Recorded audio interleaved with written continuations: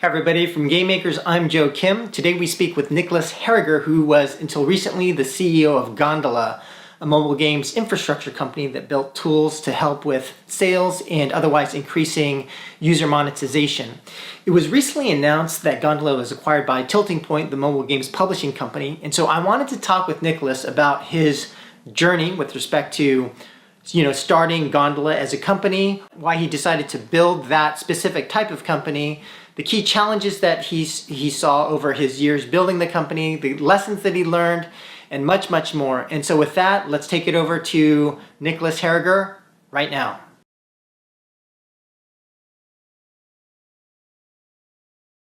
Hey everybody, I'm here with Niklas Herriger, who is the CEO of Gondola. And Niklas, I thought we could first just start by talking about Gondola, the current business, the current products, and the current situation that you're in today.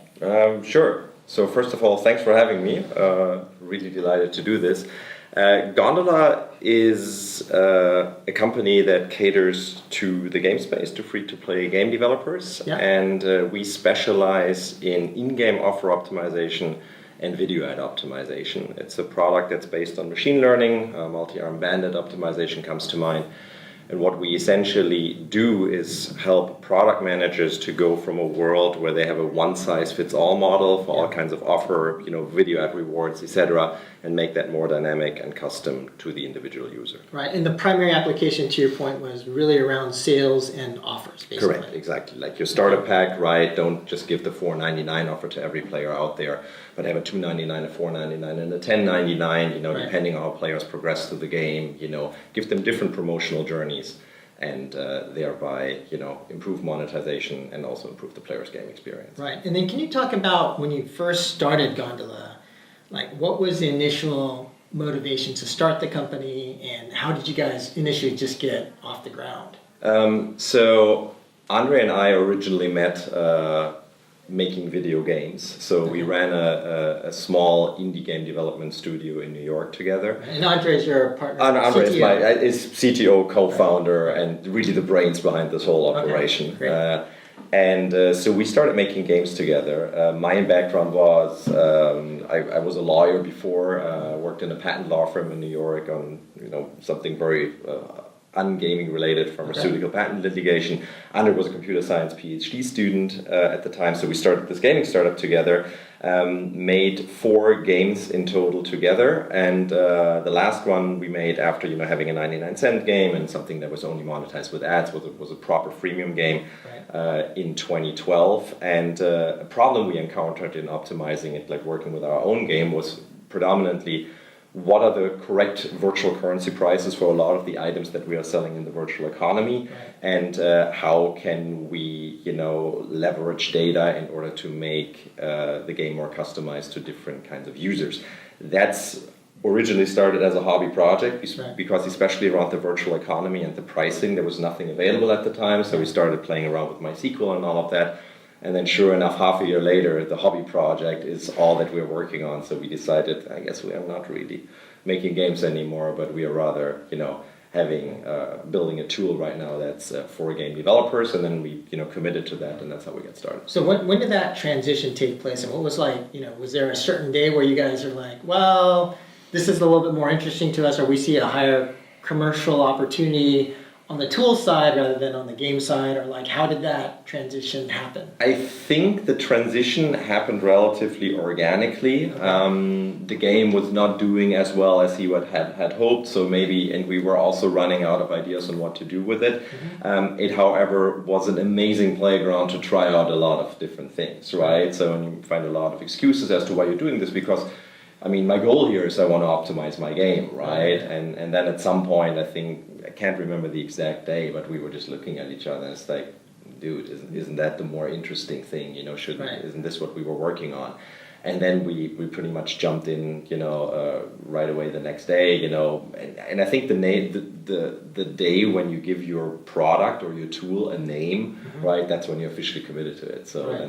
And then can you talk about, when you're first getting off the ground and you kind of shifted to this new model, so did you guys bootstrap this? Did you raise any money, or how did you kind of get that side of the business off the ground? No, it's a great question. We had bootstrapped the previous company too. Yeah. I had made some money in the previous career, so I, was sufficient to get the gaming startup off the ground. And then when we were getting into Gondola, we continued that. Reason we didn't raise any money was predominantly because we understood, we were going to be in a B2B space, right? It was pretty clear that we were looking for a relatively small number of big customers and all of that, and I think that was not that suitable for venture capital. So we thought we got to get some traction here first, and got to prove our point, and then we can address a couple of other things later. Right, and so you were a lawyer. You're all of a sudden an entrepreneur / sales BD guy / I'm sure a bunch of other things. Yes.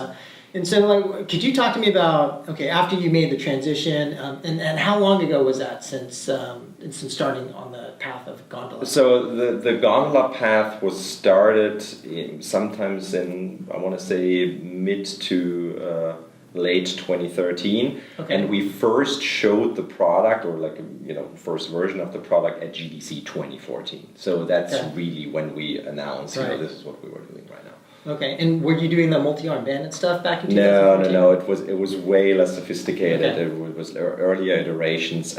We had originally, having understood the problem that when you want to manage a free-to-play game as a product, that you essentially need to constantly iterate, right? And there was no real tool that would provide you the data that would explain, how your virtual economy is doing, if things are too cheap, too expensive, right? What's available, and also just how much currency are players organically earning in your game. So that wasn't there, and there was also not the tool that would allow you to change all of these things in real time. So that's what we built, the analytics part and the being able to change it in real time part. And then we demoed it.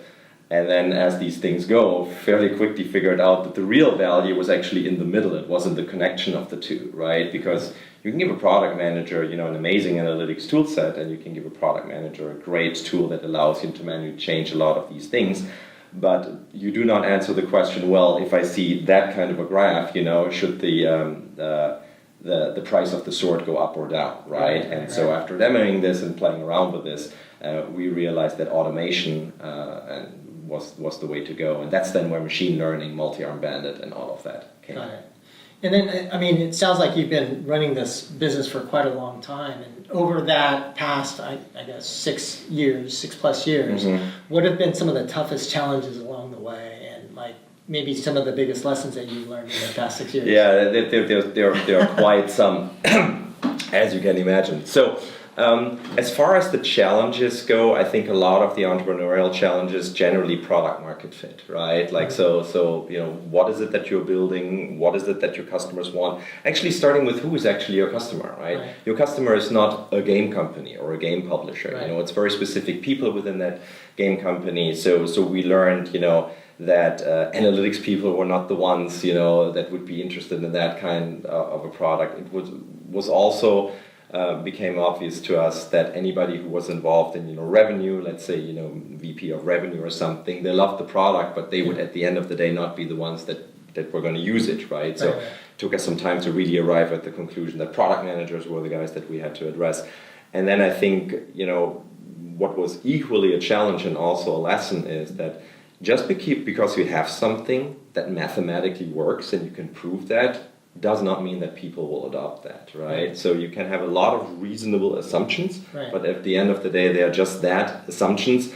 And what we had strongly underestimated is how driven people in general, and that obviously included our customers as well, how driven people are by emotional things, by fear, by being set in their own ways, by what they're accustomed to, habits and all of that, and breaking these things up and trying to change the way they were optimizing their game and simultaneously giving them a product, that was a significant challenge for us all along the way. Yeah, I could imagine that maybe one of the biggest, sort of challenges from a sales perspective is just even having people understand the problem and understand what's possible, right? Because the companies that are doing sales and merchandising really well, they don't talk about it. So they're not going to tell their competitors and give their competitors an edge in terms of what they're doing and how they're doing it. And then a lot of execs in the industry don't even understand like the infrastructure underneath the game. Like the only thing they understand is what they see, right? It's like, oh, is this a cool game? Oh, wait, you mean if I have all this other infrastructure underneath that helps the game perform better?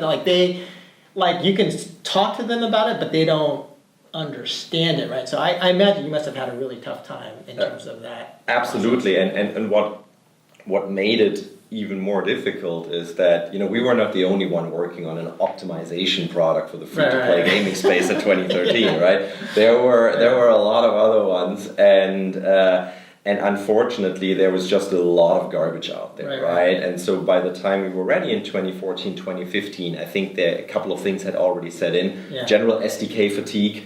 Right, it's just like I've literally had conversations with people where they would cut me off after one sentence, like, does it require an SDK? And at the time, in 2014, I had truthfully had to say yes, and I said I'm not interested anymore, right? That kind of stuff. Then there were a lot of products in the space that claimed, oh, they could quintuple your revenue overnight and all of that, and I think people got very jaded. So that was one of the challenges, as you said, making them understand what it even is that we do, because it's fairly abstract, right? I can't like put this widget on the table and explain to you, oh, this is how it works. Yeah, and I think the other thing too is that, I have to say, you guys are smart and you guys are right, but that doesn't mean that the industry understands what's right? So you guys were one of the earliest guys on multi-arm bandit, but like apologies to the audience, but you got these stupid execs and they key in on a keyword, right? It's like, A/B testing. We need A/B testing. Oh, they do A/B testing. Okay, we need that. But they view it as like, okay, because it's not like two companies are doing this thing differently, right? They're like, we just need that. But you guys have even progressed and are doing something that's even better. But yeah, having people understand that, I'm sure is kind of a challenge. Yes, absolutely. Okay. So and then thinking back, so I guess in terms of some of the tough challenges for you was in my properly understanding, it sounds like it was more around sales. Yes. So sales. I mean, we probably had all the entrepreneurial challenges that you generally face, right? Obviously, also around finances. And I mentioned product market fit before, which in itself is a huge thing, right? Where you also need a lot of iteration and a lot of things that come with that. Yeah. But sales has also been a big challenge, and I think particularly for two things that we needed to combine. So on the one hand, I'm pretty sure everybody who has some experience with B2B sales will explain to you that is difficult, right? At the end of the day, you're selling a product to a company. Behind that company are always human beings making the decisions. Right. I spoke a minute ago a little bit about what these challenges are there. Not everything is driven by reason. Yeah. The bigger the company, the more political it becomes. But let's just generally say, it's a fairly long process. And also when you want to sell a B2B product, you need a lot of stakeholders to give you a thumbs up in order for the door to open, right? So in our environment, you need the product manager to be on board. Then there needs to be an engineer that is on board. Then they probably both report to some VP. He needs to be on board. Yeah. Then there's a legal process. Then you need to schedule something. Then eventually an integration has to happen. In our case, it was an API integration in the later years, which is way better than SDK. It's still an integration, right? Yeah. And then all of these things. So long story short, this is a process that takes months, right? Even in an ideal scenario. Now you combine that with the free-to-play world. As you know very well, super fast-paced, right? Nothing ever stays stable for more than a quarter.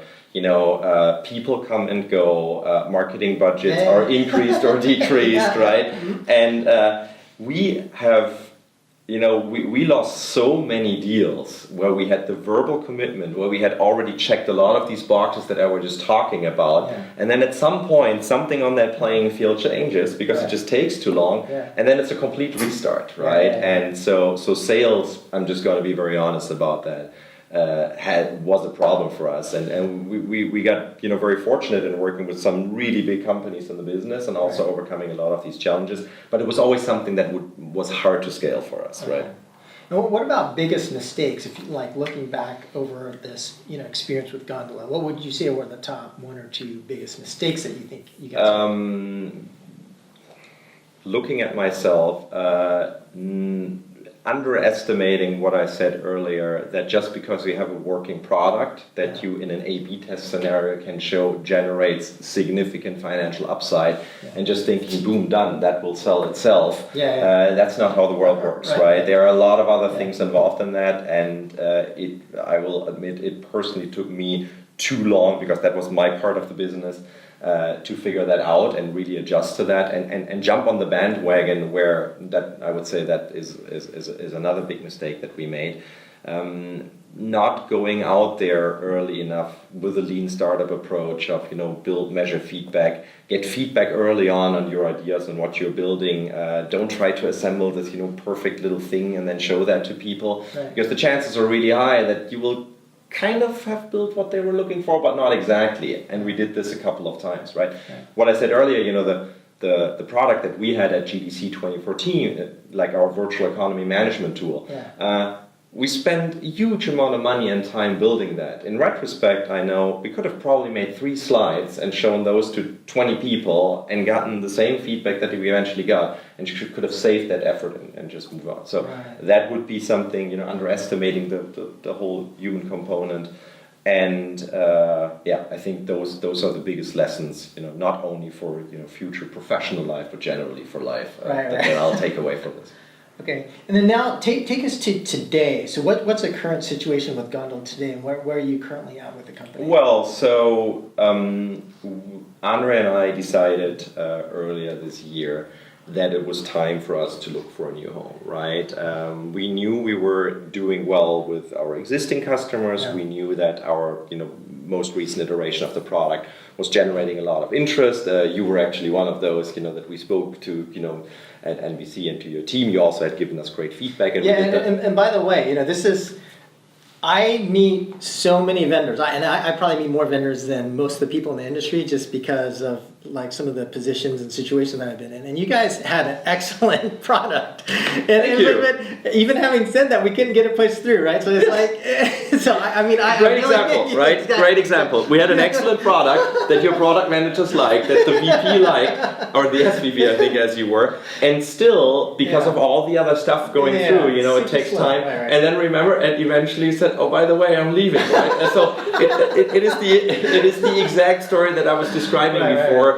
Encapsulated in our relationship here. So after that had happened to us a bunch of times, and exactly this contrast between people who really liked our product, which at that point we were also relatively confident in, because we had learned our lesson and went out for feedback, just with mock-ups and conceptually very, very, very on. And at this point, thanks again to all of the product managers that spent endless hours with me on the phone and gave feedback. I hope that some of them see this, eternally grateful for that.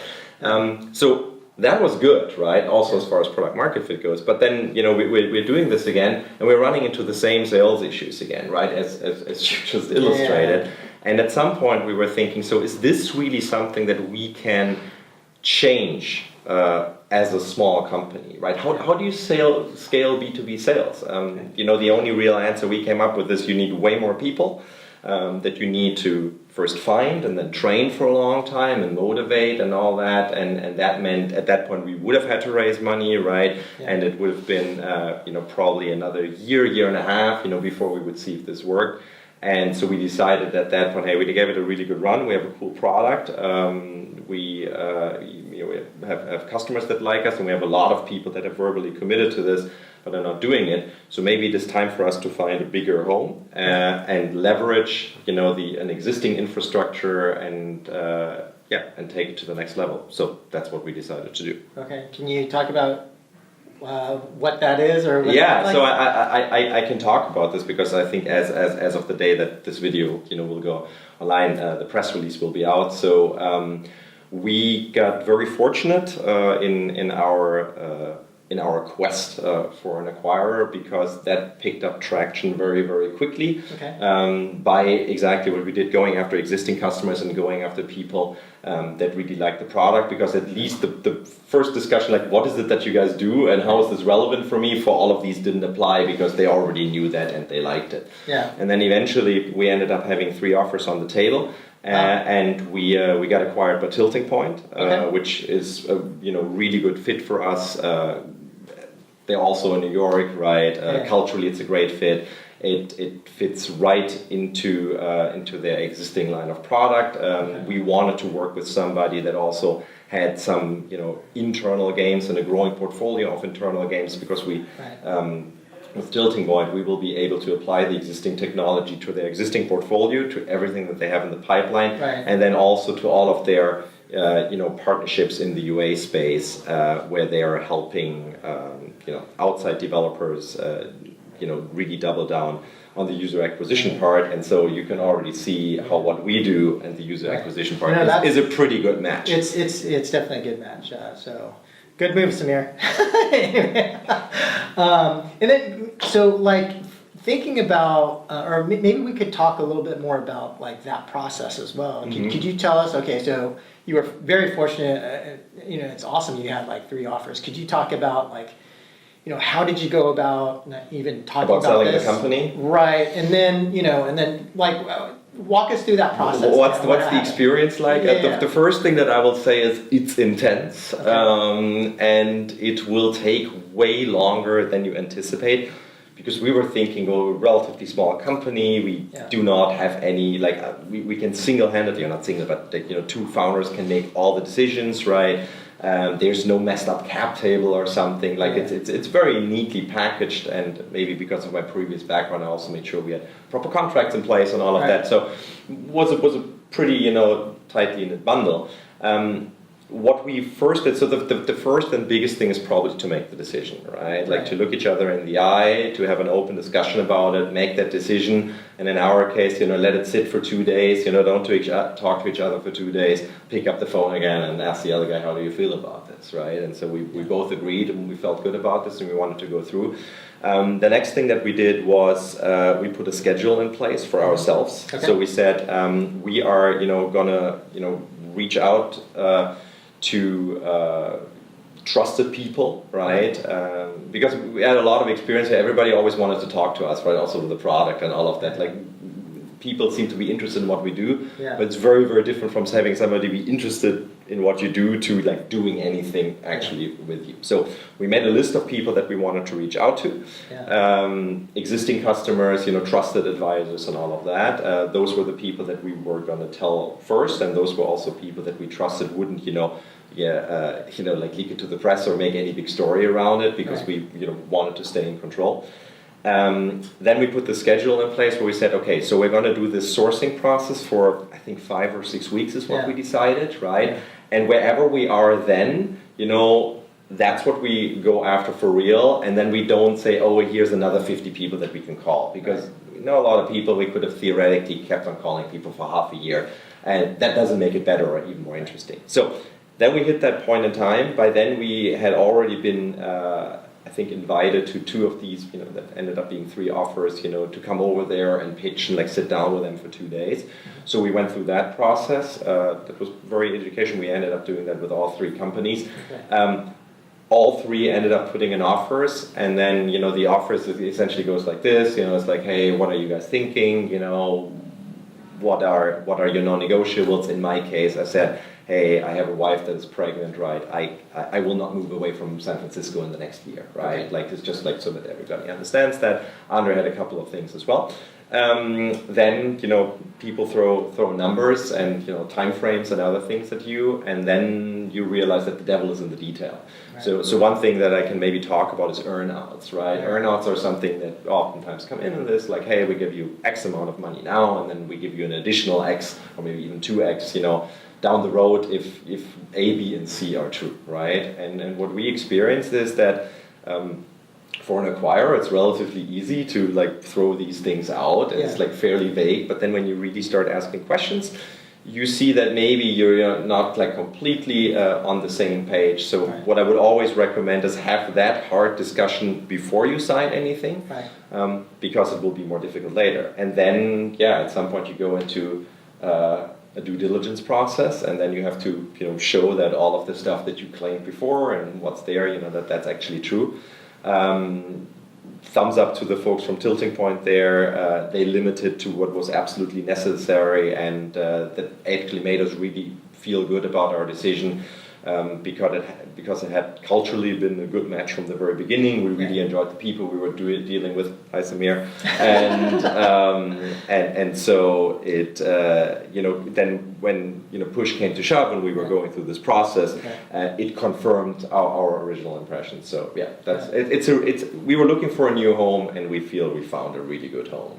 So what does this mean for the product in terms of, are you going to apply the technology and some of the stuff that you have just internally to Tilting Point products, or is there some type of external product contemplated in terms of for the future? It's both, but it's exactly as you said. So right now we're in the process, and it's already pretty far along, of transferring our AWS account, GitHub, and all of that over there.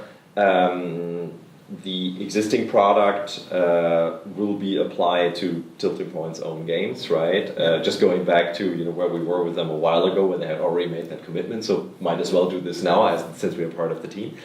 And we, however, are already in the process, and this is something that excited Andre and I quite a lot. It's like, hey, where can we go together with this, right? So is this a situation where 1 + 1 can equal 3? And we are all pretty confident it can, because we know what they are doing, right? We know what we are doing, and if you bundle the two, right, not only does that become a much more compelling offer to anybody that wants to work with them, it also opens up new opportunities as to what you can do. One example, free-to-play games are often optimized with, later game players in mind, right? Oh, I have my whales, there's 1,000 dudes in my game that spend 4 digits amount every month, right? It's like 80-90% of my revenue, or that's so valuable. What can I do for these guys? Live ops, yada, yada, yada. And that's great, and I think everybody should continue that. But what is oftentimes, I think, missed is that one of the biggest opportunity in free-to-play is actually, what do you do with the early players, right? What can you do for a player that has been in your game 10, 20 seconds, maybe a minute or something?